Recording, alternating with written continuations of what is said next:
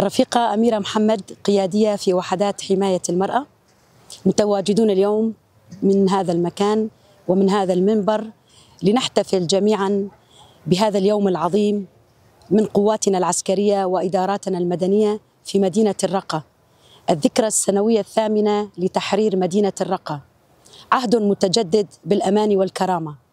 اجتمعت هذه المكونات اليوم لنحتفل جميعا بهذه الذكرى العظيمة. منذ 8 سنوات في كل عام بمثل هذا اليوم نحتفل بهذه الذكرى.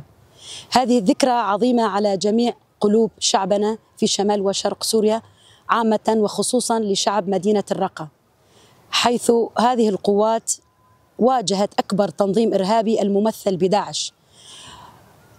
من ظلام دامس إلى نور الشمس استطاعت هذه القوات أن تحرر مدينة الرقة التي كان عليها هجوم من قبل داعش لعدة سنوات.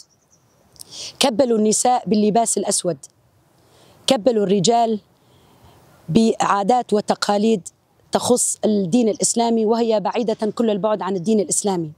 عانى الشعب كثيرا، ولكن اليوم بجهود وحدات حماية المرأة وقوات سوريا الديمقراطية بجميع تشكيلاتها بتحرير مدينة الرقة.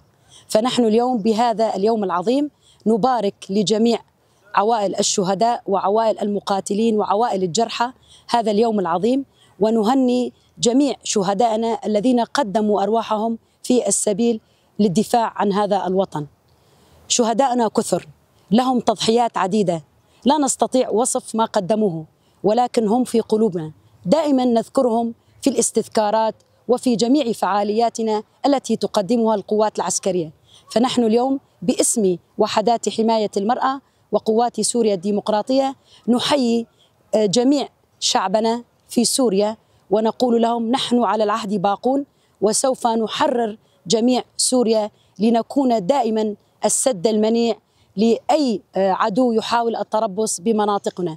نجدد العهد مرة أخرى ونقول الرقة هي الأمان، الرقة هي درة الفرات التي عانت كثيرا، واليوم بجهود هذه القوات حررت الرقة وجميع مناطق شمال وشرق سوريا. فنبارك هذا اليوم العظيم على أمهات الشهداء، على أبناء الشهداء، على زوجات الشهداء، وعلى جميع عوائلنا المتواجدين ضمن هذا الاحتفالية.